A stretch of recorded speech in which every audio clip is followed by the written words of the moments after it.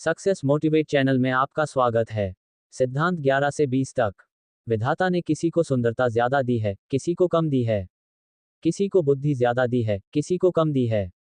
किसी को दौलत ज्यादा दी है, किसी को कम दी है। लेकिन समय उसने सबको बराबर दिया है, एक दिन में 24 घंटे। समय ही एकमात्र ऐसी दौलत है जिसे आप बैंक में जमा नहीं कर सकते। समय का गुजरना आपके हाथ में नहीं होता। ये तो घड़ी की सुई के साथ लगातार आपके हाथ से फिसलता रहता है। आपके हाथ में तो बस इतना रहता है कि आप इस समय का कैसा उपयोग करते हैं। अगर सदुपयोग करेंगे तो अच्छे परिणाम मिलेंगे, दुरुपयोग करेंगे तो बुरे परिणाम मिलेंगे। ध्यान देने वाली बात यह है कि हमारे पास कहने को तो 24 घंटे होते हैं, लेकिन वास्तव में इतना समय हमारे हाथ में नहीं होता। सच तो यह है कि समय के एक बड़े हिस्से पर हमारा कोई नियंत्रण नहीं होता। 8 घंटे नींद में चले जाते हैं और 2 घंटे खाने पीने, तैयार होने एवं नित्य कर्म आदि में चले जाते हैं। यानी हमारे हाथ में दरअसल 14 घंटे का समय ही होता है। दूसरे शब्दों में, जीवन में सिर्फ 58% समय पर हमारा नियंत्रण संभव है, जबकि 42% समय हमारे नियंत्रण से बाहर होता है। सुविधा की दृष्टि से यह मान लें कि 40% समय पर हमारा नियंत्रण नहीं होता, जबकि 60% समय पर होता है। चलो सिद्धांत 11 पर चलते हैं। सिद्धांत 11 समय के सर्वश्रेष्ठ उपयोग का 11वां सिद्धांत। कर्म में जुट जाएं। बेहतरीन लक्ष्यों और सर्वश्रेष्ठ योजनाओं के बावजूद आप असफल हो सकते हैं, बशर्ते आप उन पर अमल न करें। कर्म ही वह जादुई तत्व है जो आपको स्थायी सफलता दिलाता। इसलिए समय के सर्वश्रेष्ठ उपयोग का 11वां सिद्धांत है, कर्म में जुट जाएं। हम सब जानते हैं कि बिना मेहनत किए हम सफल नहीं हो सकते, परंतु आश्चर्यजनक बात यह है कि इसके बावजूद हम मेहनत से जी चुराते हैं, काम को टालते रहते हैं, मूड न होने का बहाना बनाते हैं, समय या संसाधन की कमी का तर्क देते हैं, यानी काम करने के अलावा सब कुछ करते हैं। इस संदर्भ में तुलसीदास जी के इस दोहे को याद रखें, सकल पदार्थ हैं जग नहीं, कर्महीन नर पावत नहीं। यानी इस संसार में सारी चीजें हासिल की जा सकती हैं, लेकिन वे कर्महीन व्यक्ति को नहीं मिलती हैं। काम से जी चुराने का मूलभूत कारण यह है कि हम स्वभाव से आलसी होते हैं और हमारा मन हमें मनोरंजन या आनंद की आसान तथा आकर्षक राह की तरफ खींचता है। हम ये भूल जाते हैं कि सफलता की राह मुश्किलों से भरी होती है, जिस पर चलने का श्रम करने के लिए हमें अपने मन पर काबू पाना होगा, अपनी इच्छाशक्ति को दृढ़ करना होगा और लक्ष्य की तरफ लगातार बढ़ना होगा। हम ये भी भूल जाते हैं कि सफल व्यक्ति अपने मूड के दास नहीं, बल्कि उसके स्वामी होते हैं। इस संबंध में सबसे अच्छी सलाह ये है, कोई काम शुरू करते समय अपने मूड से सलाह न लें। यानी अपने मूड के हिसाब से नहीं, बल्कि अपने लक्ष्य और योजना के अनुसार काम करें। विश्वविख्यात नाटककार जॉर्ज बर्नार्ड शॉ का कई बार लिखने का मूड नहीं होता था। लेकिन मूड हो या नहीं, वे लिखते थे, क्योंकि उन्होंने महान साहित्यकार बनने के अपने लक्ष्य को कभी अपनी नजरों से ओझल नहीं होने दिया। अपने इस लक्ष्य को प्राप्त करने के लिए उन्होंने संकल्प किया कि वे हर दिन 5 पेज लिखेंगे, चाहे उनका मूड कैसा भी हो। अगर आप भविष्य में सफलता की फसल काटना चाहते हैं, तो आपको उसके लिए बीज आज बोने होंगे। अगर आप आज बीज नहीं बोएंगे, तो भविष्य में फसल काटने की उम्मीद कैसे कर सकते हैं।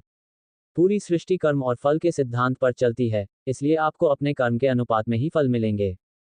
यदि आप सफलता चाहते हैं, तो कर्म में जुट जाएं और तब तक जुटे रहें, जब तक कि आप सफल न हो जाएं। यदि आप समय का सर्वश्रेष्ठ उपयोग करना सीख लेते हैं, तो आगे चलकर समय आपको पुरस्कार में वह वस्तु दे देगा जिसे आप प्रबलता से चाहते हैं, सम्मान, सफलता, धन, सुख या जो भी आप चाहते हों। सिद्धांत 12 समय के सर्वश्रेष्ठ उपयोग का 12वां सिद्धांत। अपनी कार्यक्षमता बढ़ाएं। यदि आपको टाइपिंग आती है, तो एक काम करें। उस वक्त को याद करें जब आपने पहली बार टाइपिंग शुरू की थी। तब आप कितनी तेजी से टाइप कर सकते थे? शायद 5 शब्द प्रति मिनट। और अब क्या स्थिति है? शायद 30 शब्द प्रति मिनट। जमीन आसमान का फर्क है। ऐसा क्यों? क्योंकि आपने टाइपिंग सीखी, आपने निरंतर अभ्यास किया, आपने शॉर्टकट कीज का उपयोग किया, जिसका नतीजा ये हुआ कि आपकी टाइपिंग की गति बढ़ गई। समय के क्षेत्र में भी आपको यही करना है। यहाँ भी आपको अपनी कार्यक्षमता बढ़ाना है, ताकि आप उतने ही समय में 2 गुना काम कर पाएं। इसलिए समय के सर्वश्रेष्ठ उपयोग का 12वां सिद्धांत है, अपनी कार्यक्षमता बढ़ाएं। अपनी कार्यक्षमता बढ़ाने के लिए आपको अपने चुने हुए क्षेत्र में लगातार सीखना होगा और निरंतर नए नए उपायों को आजमाना होगा, जिनका इस्तेमाल करके आप अधिक योग्य, अधिक तेज और अधिक सक्षम बन सकें। इसके लिए आपको उस क्षेत्र के महारथियों से सलाह लेना चाहिए या कम से कम उन्हें काम करते देखना चाहिए। आप अपने चुने हुए क्षेत्र में होने वाले सेमिनारों में जाकर या कोई पुस्तक पढ़कर अपना ज्ञान बढ़ा सकते हैं। और सबसे बड़ी बात, आप अपनी कार्यक्षमता बढ़ाने के लिए इंटरनेट के वृहद ज्ञान भंडार का दोहन कर सकते हैं। कार्यक्षमता बढ़ाने की पहली शर्त है इच्छा। आपके भीतर इसकी इच्छा होनी चाहिए। ज्यादातर लोगों को इस काम में बड़ी दिक्कत आती है। उनका अहम यह मानने को तैयार ही नहीं होता कि कोई दूसरा उनसे ज्यादा सक्षम है। उन्हें हमेशा यही लगता है कि वे जितना कर रहे हैं उससे ज्यादा हो ही नहीं सकता। वे हमेशा कम सक्षम लोगों से अपनी तुलना करके खुद को श्रेष्ठ साबित करते हैं। कार्यक्षमता बढ़ाने की दूसरी शर्त है ज्ञान। आपको ये ज्ञान होना चाहिए कि क्षमता कैसे बढ़ाई जा सकती है। इस संदर्भ में थोड़ा सोच विचार करें। उस क्षेत्र के माहिर लोगों से सीखें। पुस्तकें पढ़ें, सेमिनार में जाएं। जब आप में अपनी क्षमता बढ़ाने की प्रबल इच्छा होगी और आप इस दिशा में मेहनत करने को तैयार होंगे तो आपको उपाय अवश्य मिल जाएगा। इसका एक उदाहरण देख। एक महिला की दाल, आलू की सब्जी और रोटी बनाने में 3 घंटे का समय लगता है। पहले वह धीमी गति से आलू काटती है, फिर आधा घंटे तक दाल भिगाती है, फिर दाल छौंकती है, फिर आलू की सब्जी बनाती है, फिर आटा गूंथकर उसे 20 मिनट तक नरम होने देती है, फिर रोटी बनाती है। इसके बाद वह अपना गुणगान करते हुए कहती है कि उसने खाना पकाने में 3 घंटे तक मेहनत की। यदि वह महिला अपना गुणगान करने के बजाय अपनी क्षमता बढ़ाने पर ध्यान केंद्रित करे तो उसे ये दिख जाएगा कि समय बचाने के लिए उसे थोड़ी चतुराई का इस्तेमाल करना होगा और काम करने के क्रम को बदलना होगा। उसे सबसे पहले आधा घंटे तक दाल गलाना चाहिए, फिर दाल गलने के दौरान आलू काटकर छोंक देना चाहिए, फिर आटा गूंथकर दूसरे चूल्हे पर दाल बघार देना चाहिए और इसके बाद रोटी बनाना चाहिए। इस तरह उसका सारा काम 1.5 घंटे या उससे भी कम समय में निबट जाएगा। इसे कहते हैं कार्यकुशलता, उतने ही समय में कई गुना काम करने की क्षमता। दूसरों से, खास तौर पर अपने से कम सक्षम लोगों से, तुलना करने से कोई फायदा नहीं होता। अगर तुलना ही करनी है तो अपने से ज्यादा सक्षम लोगों से करें। इससे भी बेहतर उपाय यह है कि अपने पिछले प्रदर्शन से तुलना करें। ये सोचें कि अगर कल आपने कोई काम 1.5 घंटे में किया था तो आज उसे 1.25 घंटे में कैसे किया जा सकता है। बस इतना ध्यान रखें कि काम की गुणवत्ता में कमी नहीं आनी चाहिए। ऐसा न हो कि समय बचाने की हड़बड़ी में काम बिगड़ जाए। आपका लक्ष्य न्यूनतम समय में सर्वश्रेष्ठ कार्य करना होना चाहिए, क्योंकि हर क्षेत्र के सफलतम व्यक्ति इसी तरह कार्य करते हैं। सिद्धांत 13, समय के सर्वश्रेष्ठ उपयोग का 13वां सिद्धांत, डेडलाइन तय करें। डेडलाइन यानी आखिरी समय सीमा। डेडलाइन दरअसल पुराने जमाने में किसी जेल के चारों ओर खींची उस लाइन को कहा जाता था जिसके आगे जाने पर कैदियों को गोली मार दी जाती थी। आजकल डेडलाइन पार करने पर आपकी जान तो नहीं जाती, अलबत्ता आपकी प्रतिष्ठा और करियर में तरक्की के अवसर जरूर चले जाते हैं। इसलिए डेडलाइन को गंभीरता से लें। अगर किसी दूसरे की डेडलाइन नहीं है तो बेहतर वही रहता है कि आप खुद ही अपने कार्यों की डेडलाइन तय करें। ये सोचें कि कोई काम कितने समय में किया जा सकता है। आपातकालीन स्थितियों के लिए थोड़ा मार्जिन रखें और अपनी डेडलाइन यानी काम पूरा करने की आखिरी तारीख तय कर ले। शुरुआत में आपको थोड़ी दिक्कत आ सकती है, लेकिन कुछ समय बाद आपको डेडलाइन के भीतर और उससे पहले ही काम पूरा करने की आदत पड़ जाएगी। डेडलाइन तय करना एक ऐसी लाभकारी आदत है जिससे आप जीवन के हर क्षेत्र में ज़्यादा तेजी से तरक्की कर सकते हैं। आखिर डेडलाइन में ऐसा क्या होता है जिससे आपकी क्षमता बढ़ जाती है और आप ज़्यादा तेजी से काम पूरा कर लेते हैं? देखिए, पहली बात यह है कि इससे आपको एक स्पष्ट लक्ष्य मिलता है और हम सभी जानते हैं कि स्पष्ट लक्ष्य होने पर हम ज़्यादा तेज काम कर सकते हैं। दूसरे, इससे आप एक योजना बनाते हैं और उस पर चलने के लिए खुद को अनुशासित करते हैं। तीसरे, डेडलाइन उस काम पर आपके दिमाग को केंद्रित रखती है जिससे आप उसे समय सीमा में पूरा करने के नए नए तरीके सोच सकते हैं। आपने खुद अपने जीवन में महसूस किया होगा कि जब आपको डेडलाइन दे दी जाती है कि यह काम अमुक समय तक हो जाना चाहिए तो आपकी हर इंद्रिय सक्रिय हो जाती है। आपके भीतर एड्रीनलिन का स्राव हो जाता है और आपका आलस भाग जाता है। आप सक्रिय हो जाते हैं और पूरा ध्यान केंद्रित करके काम में जुट जाते हैं। आप जानते हैं कि अगर यह काम समय पर नहीं निपटा तो आफत हो जाएगी, इसलिए आप सुबह थोड़ा जल्दी उठते हैं, पूरी एकाग्रता से काम करते हैं, देर रात तक काम करते हैं, कम सोते हैं, कम समय बर्बाद करते हैं और आखिरकार उस काम को समय पर पूरा कर देते हैं। इसे एक उदाहरण से समझें।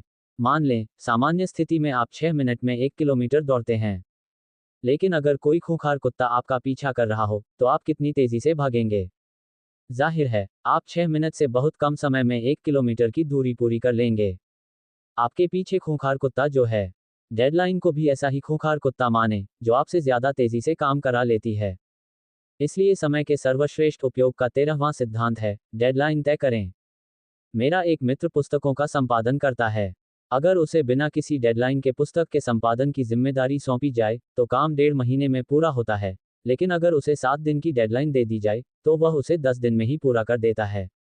इस उदाहरण से यह स्पष्ट हो जाता है कि महत्वपूर्ण क्षमता नहीं है, महत्वपूर्ण तो डेडलाइन है। दरअसल उसमें वह काम 10 दिन में पूरा करने की क्षमता है, लेकिन वह इसे 1.5 महीने में इसलिए पूरा करता है क्योंकि कोई डेडलाइन नहीं है। बात क्षमता की नहीं, समर्पण और लगन की है। बीमा कंपनियां डेडलाइन के हथकंडे को बखूबी आजमाती हैं। वे विज्ञापन देती हैं कि अमुक बीमा योजना 1 महीने बाद बंद हो रही है। अगर इसका लाभ लेना है तो तत्काल पॉलिसी ले लें। कार कंपनियां भी डेडलाइन का महत्व पहचानते हुए विज्ञापन देती हैं कि अमुक तारीख से कीमतें बढ़ने वाली हैं। अगर अभी कार खरीद लोगे तो फायदे में रहोगे। ग्राहक अपने फायदे को देखते हुए बीमा पॉलिसी या कार खरीद लेता है। इस तरह हम देखते हैं कि डेडलाइन सिर्फ काम करने का ही नहीं, सामान बेचने का भी अनोखा पैंतरा है। जब आप ग्राहक को बता देते हैं कि अमुक तारीख डेडलाइन है तो वह उस तारीख तक निर्णय लेने के लिए मजबूर हो जाता है, वरना आप और मैं दोनों ही जानते हैं कि ग्राहक से निर्णय करवाना आसान नहीं होता। अगर डेडलाइन न दी जाए तो शायद वह जिंदगी भर निर्णय नहीं ले पाएगा। कुछ लोग यह मानते हैं कि डेडलाइन से काम की गुणवत्ता पर बुरा असर पड़ता है। उनकी बात कुछ हद तक सही है, लेकिन ये तभी सही होती है जब आखिरी मिनट पर काम शुरू किया जाए। दूसरी ओर, अगर डेडलाइन के आधार पर पहले से ही योजना बना ली जाए तो काम की गुणवत्ता में कोई कमी नहीं आएगी। मान लें, कोई सेल्समैन 100 सौदे करने के लिए 1 महीने की डेडलाइन बनाता है। अब अगर 25 दिन बर्बाद करने के बाद जाकर उसे होश आता है और वह काम में जुटता है तो उसे हर दिन 20 सौदे करने ही, जो बहुत मुश्किल कार्य है।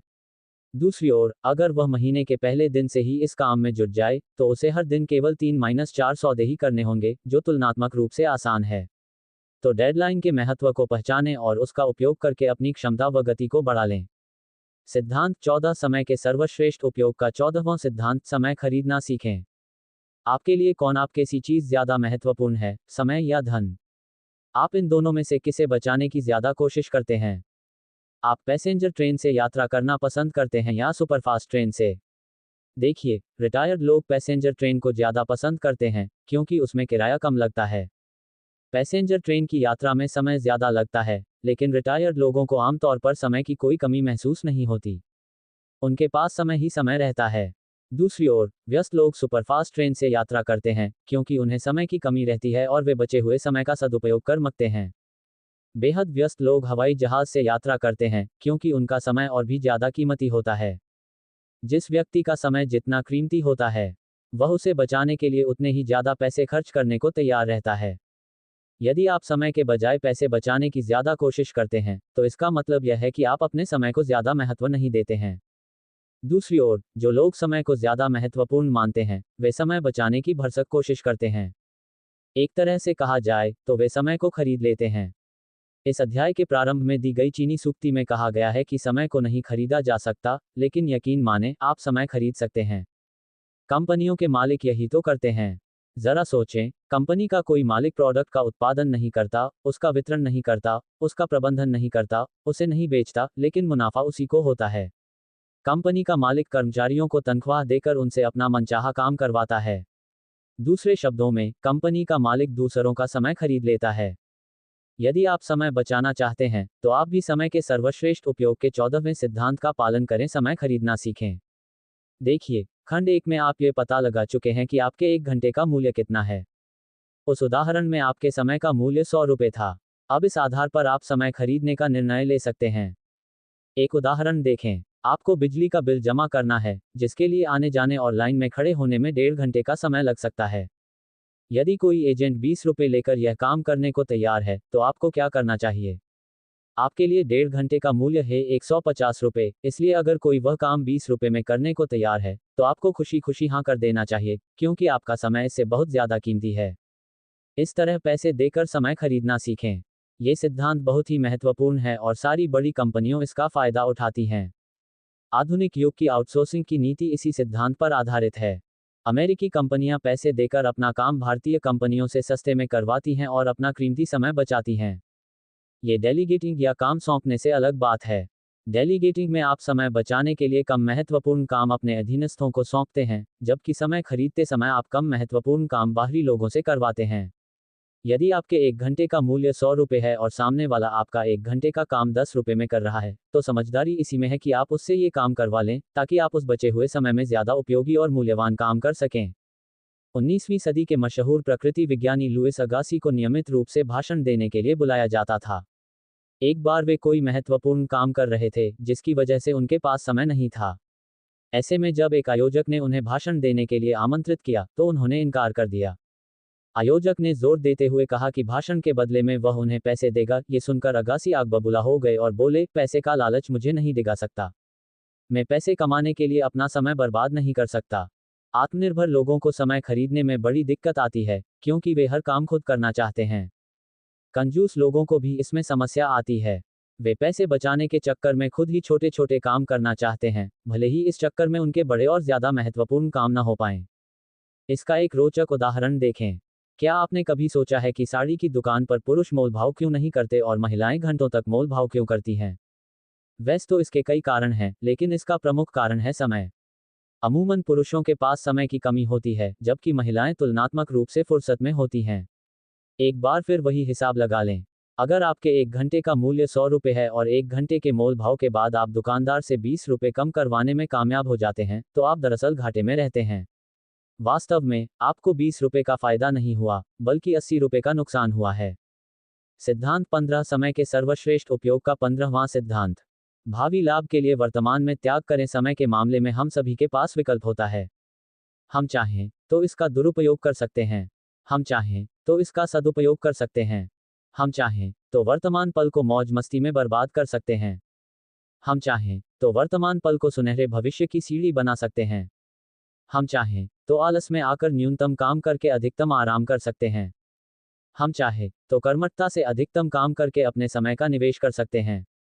हर सफल व्यक्ति भावी लाभ के लिए वर्तमान समय का निवेश करता है।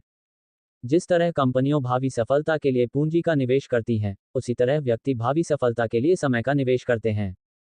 एक विद्यार्थी परीक्षा करीब आने पर भी घंटों तक टीवी देखता रहता है। दूसरा विद्यार्थी यह सोचता है कि इस समय पढ़ने से परीक्षा में ज्यादा अच्छे ग्रेड मिलेंगे, इसलिए वह टीवी न देखकर पढ़ाई में जुट जाता है।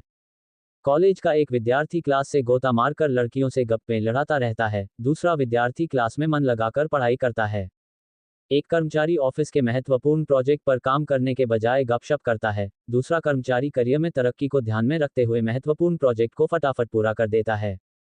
एक सेल्समैन सुबह उठकर टीवी देखने लगता है। दूसरा सेल्समैन सुबह उठकर संभावित ग्राहकों से फोन पर अपॉइंटमेंट्स लेता है। अब आप ही बताएं कि इन उदाहरणों में ज्यादा अच्छा भविष्य किसका होगा, पहले व्यक्ति का या दूसरे व्यक्ति का? निर्विवाद रूप से दूसरे व्यक्ति का भविष्य ज्यादा अच्छा होगा। कारण स्पष्ट है। हर उदाहरण में पहला व्यक्ति क्षणिक सुख में उलझकर अपना समय बर्बाद कर रहा है, जबकि दूसरा व्यक्ति भावी सफलता के लिए क्षणिक सुख का त्याग कर रहा है। इसलिए समय के सर्वश्रेष्ठ उपयोग का 15वां सिद्धांत है, भावी लाभ के लिए वर्तमान में त्याग करें। इसका एक उदाहरण देखें। एक जापानी कंपनी कैलिफोर्निया में योसेमाइट नेशनल पार्क का प्रबंधन संभालना चाहती थी। अमेरिका वालों ने उस कंपनी से बिजनेस प्लान पेश करने को कहा। उन्हें उम्मीद थी कि वे एक 2 साल का बिजनेस प्लान पेश करेंगे, लेकिन जब जापानी कंपनी ने 250 साल का बिजनेस प्लान पेश किया, तो अमेरिका वालों के होश उड़ गए। अमेरिका के लोग अगली तिमाही या अगले साल के बारे में सोच रहे थे, जबकि जापानी कंपनी दीर्घकालीन भविष्य के बारे में सोच रही थी। दरअसल हम सभी के पास एक दिन में 24 घंटे का समय होता है। मुकेश अंबानी के पास भी और छगनलाल के पास भी। अहम सवाल तो यह है कि आप उस समय में क्या करने का विकल्प चुनते हैं। यह इस बात से तय होता है कि आपके लिए क्या महत्वपूर्ण है, क्षणिक सुख या भावी सफलता। किसी बच्चे के लिए खेलना कूदना महत्वपूर्ण है, इसलिए वह 6 घंटे तक पतंग उड़ाता है और 4 घंटे तक टीवी देखता है। दूसरे बच्चे के लिए कक्षा में अव्वल आना महत्वपूर्ण होता है, इसलिए वह 10 घंटे पढ़ता है। इसी तरह एक सेल्समैन क्षणिक सुख की खातिर टीवी पर क्रिकेट मैच देखता रहता है, जबकि दूसरे सेल्समैन के लिए भविष्य का दीर्घकालीन आनंद महत्वपूर्ण होता है, इसलिए वह वर्तमान समय का जमकर दोहन करता है। आपका भविष्य इस बात पर निर्भर करता है कि आप कौन सा विकल्प चुनते हैं, का या भावी दीर्घकालीन सुख का। वर्तमान क्षणिक आनंद। सिद्धांत 16, समय के सर्वश्रेष्ठ उपयोग का 16वां सिद्धांत, निश्चित समय पर काम करें। हमारे शरीर में एक घड़ी होती है, जिसे बायोलॉजिकल क्लॉक कहा जाता है। जब आप निश्चित समय पर काम करने की आदत डाल लेते हैं, तो आपका शरीर उसी अनुसार ढल जाता है। यदि आप हर दिन दोपहर 1:30 बजे खाना खाते हैं, तो आपको उस समय अपने आप भूख लगने लगेगी। यदि आप हर दिन रात को 10 बजे सोते हैं, तो आपको उस समय अपने आप नींद आने लगेगी। यह बायोलॉजिकल क्लॉक है, जो आपसे निश्चित समय पर निश्चित काम करवा रही है। बस आपको आदत डालकर इसमें चाबी भरनी पड़ती है। प्रसिद्ध दार्शनिक इमैनुअल कांट समय के बड़े पाबंद थे। ये हर शाम को 3:30 बजे घूमने जाते थे और इसमें 1 मिनट भी इधर से उधर नहीं होता था। उनकी समय की पाबंदी से उनके पड़ोसियों को ये लाभ होता था कि वे इससे अपनी घड़ी मिला सकते थे। यदि आप निश्चित समय पर निश्चित काम करने की आदत डाल लेते हैं, तो उस समय आपका शरीर और मन दोनों ही उस काम को करने के लिए पूरी तरह तैयार होते हैं। अगर आप सुबह ठीक 6 बजे घूमने जाते हैं, तो शरीर इसके लिए पूरी तरह तैयार होता है और आपको इसमें आलस कम आता है। दूसरी ओर, अगर घूमने का कोई निश्चित समय नहीं है, तो आप आसानी से आलस के शिकार हो जाते हैं। खास तौर पर अप्रिय कामों के लिए यह आदत बड़ी कारगर होती है। अगर आपको पढ़ाई करना है, तो उसका निश्चित समय तय कर लें। अगर आपको सेल्स में कोल्ड कॉल करना है, तो उसके लिए निश्चित समय तय कर लें। अगर आपको व्यायाम करना है, तो उसके लिए निश्चित समय तय कर लें। हर महत्वपूर्ण काम का निश्चित समय तय करने से आप शारीरिक और मानसिक रूप से उस काम के लिए पूरी तरह तैयार रहते हैं। इसलिए समय के सर्वश्रेष्ठ उपयोग का 16वां सिद्धांत निश्चित समय पर काम करें। निश्चित समय पर महत्वपूर्ण काम करने की आदत डालने के कई फायदे हैं। पहला तो ये कि आपको वह काम करने में आलस नहीं आता है और आप आदतन बिना सोचे समझे उसे करने में जुट जाते हैं। दूसरे, आदत पड़ने पर आपका शरीर और मन पूरी तरह सक्रिय होकर सहयोग देता है। तीसरे, आपको उसमें आनंद आने लगता है, जिससे काम सरल हो जाता है। चौथे, समय के साथ साथ आप उस काम को जल्दी या ज्यादा अच्छी तरह करने के तरीके खोज लेते हैं। पांचवें, जब आप नियमितता से एक निश्चित तंत्र में चलते हैं, तो प्राकृतिक शक्तियां भी आपकी मदद करने लगती हैं। पूरा ब्रह्मांड एक निश्चित तंत्र में काम करता है, आपको भी ऐसा ही करना चाहिए। सिद्धांत 17 समय के सर्वश्रेष्ठ उपयोग का 17वां सिद्धांत समय की बर्बादी के गुरुत्वाकर्षण नियम को जानें। यदि आप हवा में छलांग लगाएं, तो क्या होगा? पृथ्वी की गुरुत्वाकर्षण शक्ति के कारण आप नीचे आ जाएंगे। यही समय के मामले में भी होता है। जैसे ही आप कोई महत्वपूर्ण काम शुरू करते हैं, वैसे ही बाधाओं की गुरुत्वाकर्षण शक्ति सक्रिय हो जाती है और आपको नीचे धकेलने लगती है। दूसरे लोग आकर आपके काम में विघ्न डालते हैं। वे आपसे कोई दूसरा काम करने को कहेंगे, कोई आपसे मिलने आ जाएगा, किसी का फोन आ जाएगा, बॉस आपको कोई अत्यावश्यक काम यमा देगा, पत्नी बाजार से कोई जरूरी सामान मंगाएगी, बच्चे होमवर्क में आपसे मदद मांगेंगे। ये और कुछ नहीं, गुरुत्वाकर्षण का नियम है। जैसे ही आप कोई महत्वपूर्ण काम शुरू करते हैं, रुकावटें सामने आने लगती हैं। अन्य तात्कालिक कार्य हावी होने लगते हैं और परिस्थितियां विकट हो जाती हैं। ये और कुछ नहीं, बाधाओं का गुरुत्वाकर्षण है जो आपको नीचे खींच रहा है। आपको इस गुरुत्वाकर्षण शक्ति के प्रति सजग रहना चाहिए। याद रखें, इस दुनिया में दूसरों की तरक्की देखकर जलने की परंपरा है। इस दुनिया में दूसरों की टांग खींचने की परंपरा है। इस दुनिया में दूसरों के पर कतरने की परंपरा है। इसलिए आपका ऊपर उठना आपके आसपास के लोगों को, शायद आपके रिश्तेदारों को भी पसंद नहीं आएगा और वे उसमें अपनी ओर से बाधा डालने की पूरी कोशिश करेंगे। इससे बचने का उपाय बहुत ही सरल है, अपना मुंह वर्दे रखें। किसी को भी यह न बताएं कि आप कोई महत्वपूर्ण काम कर रहे हैं, आपने एक नई आदत डाली है या आप कितने ऊपर पहुंचना चाहते हैं। अगर आप डींगे हाँकने या अपनी योजना बताने के प्रलोभन से बच जाएं, तो आपका इरादा किसी को पता नहीं चल पाएगा और आप बहुत सी अनावश्यक अड़चनों से बच जाएंगे। किसी को ये पता न चलने दें कि आप ऊपर उठने की कोशिश कर रहे हैं, वरना आपको नीचे खींचने में वे अपनी पूरी शक्ति लगा देंगे। इसलिए समय के सर्वश्रेष्ठ उपयोग का 17वां सिद्धांत है, समय की बर्बादी के गुरुत्वाकर्षण नियम को जानें। देखिए, हर अच्छे काम में बाधाएं हमेशा आती हैं, इसलिए पहले से ही उनके लिए तैयार रहें और उनसे निपटने की योजना बना लें। अगर आप घर पर कोई महत्वपूर्ण काम कर रहे हैं, तो उसी समय कोई आपसे मिलने चला आएगा, पड़ोसी का गपशप करने का मूड हो जाएगा, पत्नी या बच्चों को कोई ना कोई ऐसा काम याद आ जाएगा जो आपके बिना नहीं हो सकता।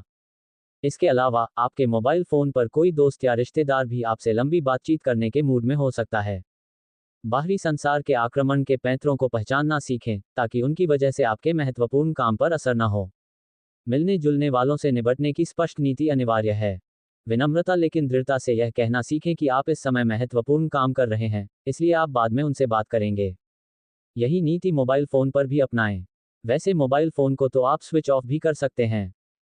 इस मामले में मेरा एक मित्र बड़ी ही रोचक नीति अपनाता है। उसके घर में 2 दरवाजे हैं और जब उसे किसी आगंतुक का व्यवधान पसंद नहीं होता, तो वह सामने वाले दरवाजे पर बाहर में ताला लगा देता है, ताकि आगंतुक ताला देखकर लौट जाए। शायद आपको ताला लगाना पसंद न हो, लेकिन आपको कोई ना कोई नीति तो अपनानी ही होगी। आप चाहे जो नीति अपनाएं, लेकिन लोगों की नीचे खींचने वाली गुरुत्वाकर्षण शक्ति से निपटने के उपाय सोचकर रखें। अपॉइंटमेंट के बिना किसी से न मिलें और अपॉइंटमेंट की अवधि सीमित रखें। जैसे हम इस बारे में शाम 4 से सवा 4 तक बातचीत करते हैं। मशहूर सिविल इंजीनियर ब्रूनल के ऑफिस में केवल एक ही कुर्सी रखी रहती थी, ताकि उन्हें हमेशा याद रहे कि उनके पास बर्बाद करने के लिए समय नहीं है।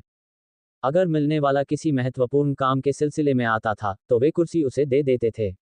दूसरी ओर, अगर मिलने वाला किसी महत्वहीन काम के लिए आता था, तो वे कुर्सी पर खुद बैठे रहते थे।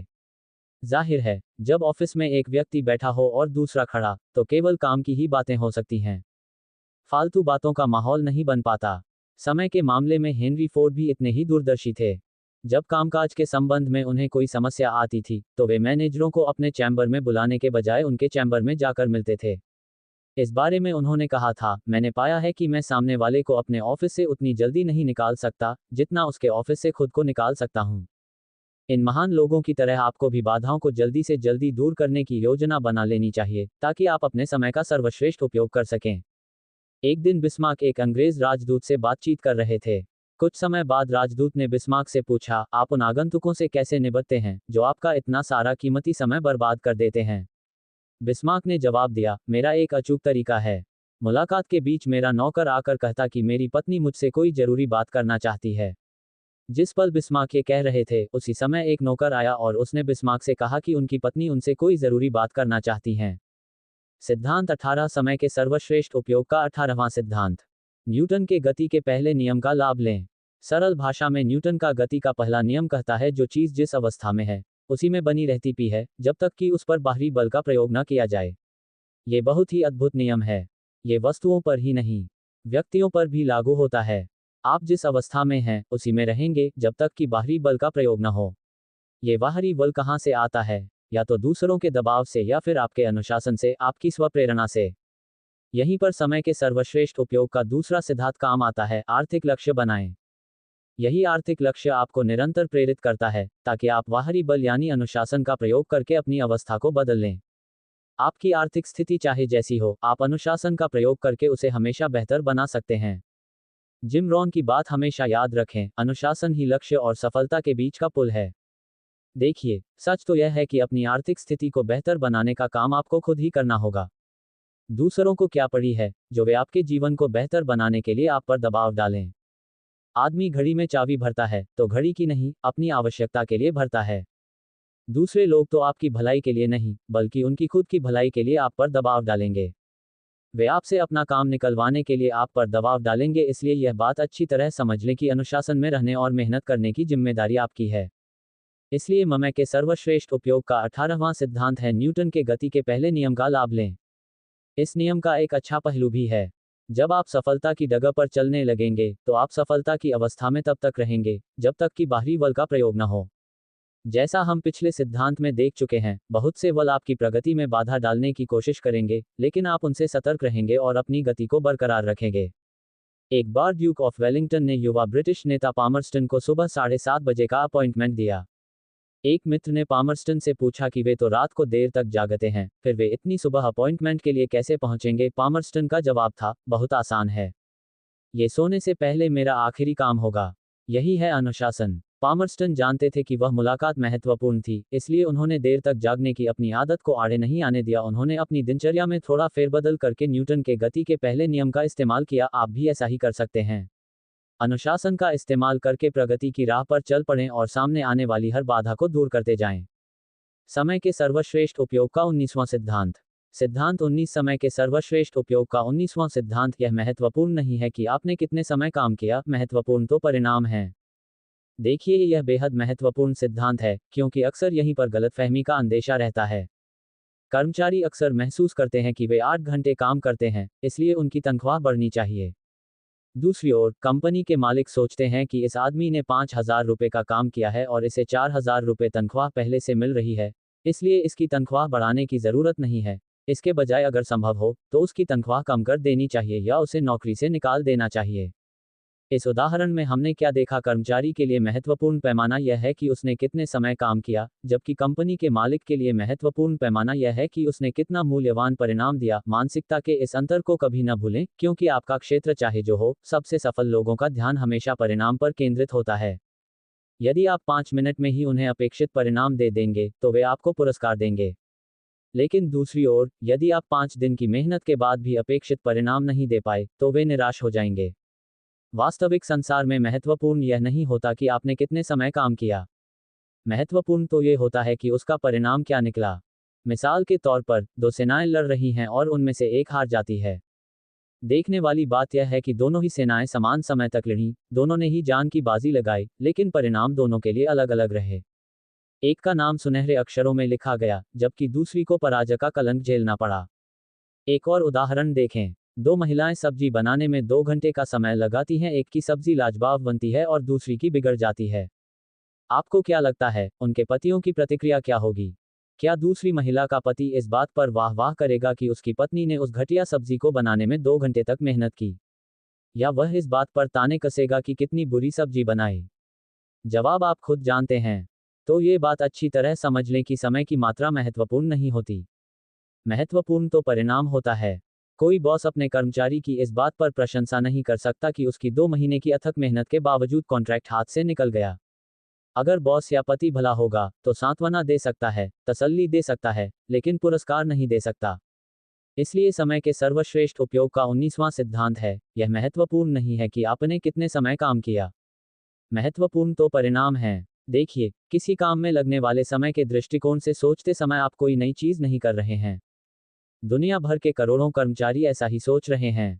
अगर उनसे पूछा जाए कि वे कंपनी को क्या दे रहे हैं, तो उनका जवाब यही होगा, 10 से 5 का समय। दूसरी ओर, यदि आप सफल लोगों से पूछेंगे कि वे कंपनी को क्या दे रहे हैं, तो वे परिणाम बताएंगे, आंकड़े बताएंगे, अपना योगदान बताएंगे। इस संबंध में एक उदाहरण देखें। अगर वर्मा जी का मकान 25 साल में बनता है, तो क्या वह 22 साल में बनने वाले ताजमहल से बेहतर कहलाएगा? नहीं, क्योंकि किसी काम का परिणाम ज्यादा महत्वपूर्ण होता है। यह उतना महत्वपूर्ण नहीं होता है कि उसमें कितना समय लगा। इस संदर्भ में एक अपवाद है। लगा हुआ समय तब महत्वपूर्ण होता है, जब परिणाम बेहतरीन हो। उदाहरण देखें। बॉस आपको कोई जटिल काम करने को देता है और उसके लिए आपको 7 दिन की डेडलाइन देता है, लेकिन आप उसे 2 दिन में ही अच्छी तरह पूरा करके सौंप देते हैं। तब आप बॉस की नज़रों में ज्यादा ऊपर उठ जाएंगे।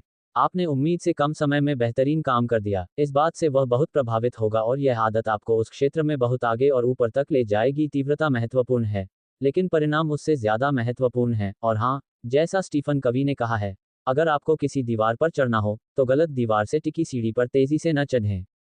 तेजी से काम करने में तभी फायदा होता है, जब सीढ़ी सही दीवार से टिकी हो। यानी यह सुनिश्चित कर लें कि आपकी यात्रा सही दिशा में हो रही है। हमेशा सफल लोगों के नजरिए से दुनिया को देखें। यह महत्वपूर्ण नहीं है कि आपने कितने समय तक काम किया, महत्वपूर्ण तो परिणाम है। सिद्धांत 20 समय के सर्वश्रेष्ठ उपयोग का 20वां सिद्धांत, तय करें कि कौन सा काम कब करना है। हमें बहुत सी भूमिकाओं में काम करना होता है। पुरुषों को बेटे, पिता, पति, कर्मचारी, सेल्समैन आदि की भूमिकाएं निभानी होती हैं और जाहिर है, उनके साथ जिम्मेदारियां भी जुड़ी होती हैं। पत्नी घर के सामान लाने के लिए आपको बाजार भेजना चाहती है। दोस्तों के मोबाइल फोन समय असमय चले आते हैं। बिन बुलाए रिश्तेदार आ धमकते हैं। अनचाहे सामाजिक समारोहों और दीगर कार्यक्रमों में जाना होता है। देखिए, एक बात अच्छी तरह समझ लें। जीवन कोई फूलों की सेज नहीं है। ये नो कंप्यूटर गेम मारियो की तरह मुश्किल जगह है। आपको बतख, खायों, कांटों और जीव जंतुओं की बाधाओं से बचते बचाते हुए अपनी मंजिल तक पहुंचना है। बाधाओं से भटकना नहीं है, बस मंजिल को ध्यान में रखकर लगातार चलते रहना है। यही मंजिल तक पहुंचने का उपाय है। जिस तरह सभी जूते एक नाप के नहीं होते, उसी तरह सभी काम भी एक समान नहीं होते। कुछ काम महत्वपूर्ण होते हैं, जिनमें ज्यादा समय और एकाग्रता की जरूरत होती है। कुछ काम छोटे होते हैं, जिन्हें आसानी से कभी भी पूरा किया जा सकता है। और कुछ काम ऐसे होते हैं, जिन्हें आप नहीं, कोई भी कर सकता है। यही टाइम मैनेजमेंट काम आता है। आप महत्वहीन काम दूसरों से करवा सकते हैं और समय खरीद सकते हैं। हमारी एक रिश्तेदार है, जिसे अपने घर में सब्जियां या किराने का सामान रखना पसंद नहीं है। परिणाम ये होता है कि उसके पति को अक्सर बाजार जाना पड़ता है। पति कहता है, आज तो भजिए खाने का मन हो रहा है। पत्नी जवाब देती है, तो बाजार से जाकर बेसन ले आओ। पति कहता है, आज हलवा बना दो। पत्नी कहती है, जाकर रवा ले आओ। इस तरह वह महिला अपने पति को लगभग हर दिन कोई न कोई सामान लाने बाजार भेज देती है। पति भी इतना भलामानुस है कि बिना उफ किए रोज चल देता है। अगर पति पत्नी समय के संदर्भ में सजग होते, तो वे योजना बनाकर एक ही दिन में हफ्ते भर का सामान मंगा लेते, जिससे 7 दिन का समय खराब नहीं होता। इस तरह के अनेक उदाहरण देखने में आते हैं। इंटरनेट पर ईमेल चेक करने गए और सर्फिंग करने में 1-2 घंटे बर्बाद कर दिए। दरअसल, आपको ये संकल्प कर लेना चाहिए कि आप महत्वहीन काम करने में अपना समय बर्बाद नहीं करेंगे और केवल महत्वपूर्ण कामों में ही पूरा समय देंगे। वैसे आप सप्ताह में एक दिन छुटपुट घरेलू कामों के लिए अलग रख सकते हैं। उस दिन योजना बनाकर अपने सभी पेंडिंग काम निपटा लें। अगर कोई काम ऑफिस के रास्ते में हो सकता है तो उसके लिए अलग से समय बर्बाद न करें, बल्कि उसे ऑफिस आते जाते समय निपटा लें। ट्रेन का रिजर्वेशन करवाना है तो लंबी लाइन में लगने के बजाय इंटरनेट पर घर बैठे बैठे ही रिजर्वेशन करवा लें। इसमें आपको थोड़ा अतिरिक्त पैसा तो देना पड़ेगा, लेकिन आपका समय बच जाएगा। यानी यहाँ भी आप समय के सर्वश्रेष्ठ उपयोग के 14वें सिद्धांत का पालन कर रहे हैं और पैसा देकर समय खरीद रहे हैं। यदि किसी से मोबाइल पर बात करनी है तो उसके लिए शाम का समय चुनें। सुबह का कीमती समय फालतू कामों में बर्बाद न करें। यही इंटरनेट और ईमेल के बारे में सही है। इन कामों में बहुत एकाग्रता की जरूरत नहीं होती और इनमें समय भी बर्बाद होता है। इसलिए इन्हें अपने खाली समय में करें, जब आप बहुत थके हों और अपने दिमाग को एकाग्र न कर सकते हों। सुबह सुबह टीवी से भी दूर रहें। सुबह तो अपने सबसे महत्वपूर्ण काम करें, क्योंकि सुबह के कामों से ही आपके पूरे दिन की दिशा तय होती है। अगर आप विद्यार्थी हैं तो सुबह सबसे मुश्किल विषय पढ़ें, अगर आप सेल्समैन हैं तो सुबह सेल्स कॉल करें। इसलिए समय के सर्वश्रेष्ठ उपयोग का 20वां सिद्धांत है, तय करें कि कौन सा काम कब करना है। देखिए, चाहे आप में कितना भी अनुशासन हो और आप योजना पर कितनी ही निष्ठा से चलते हों, कई मौके ऐसे आते हैं जब आपका काम करने का मूड नहीं होता। यही वह समय है जिसमें आपको अपने छुटपुट घरेलू और बाहरी काम निपटा लेना चाहिए। ये टीवी के सामने लेटने से तो बेहतर है। इस संदर्भ में एनबीसी के प्रमुख और अमेरिकी प्रोड्यूसर जुकर का उदाहरण याद रखें, जिन्हें आंतों का कैंसर था। वे अपने काम के प्रति इतने समर्पित थे कि एक दिन भी ऑफिस से छुट्टी नहीं लेते थे। वे अपनी कीमोथेरेपी शुक्रवार शाम को करवाते थे ताकि 2 दिन की छुट्टियों में आराम करने के बाद वे सोमवार सुबह ऑफिस आ सकें। काम करने के लिए आप कौन सा समय चुनते हैं, उसी से सारा फर्क पड़ता है। ऐसी वीडियो देखने के लिए मुझे सब्सक्राइब करो। मिलते हैं अगली वीडियो में। तब तक के लिए बाय गाइज।